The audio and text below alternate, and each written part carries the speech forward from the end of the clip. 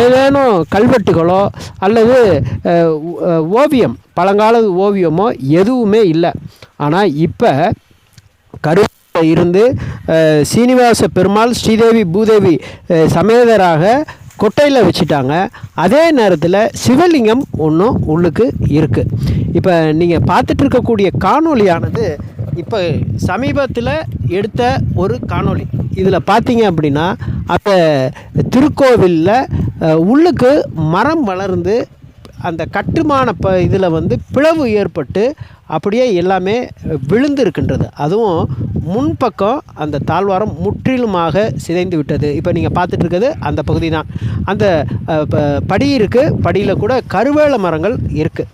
இப்போ இந்த படிகளில் வேறு எந்த கல்வெட்டுகளோ இல்லை. இப்போ நுழைவாயிலை பார்க்குறோம். நுழைவாயிலில் நேராக பார்க்கும்பொழுதே அதில் விரிசல் ஏற்பட்டிருக்கு.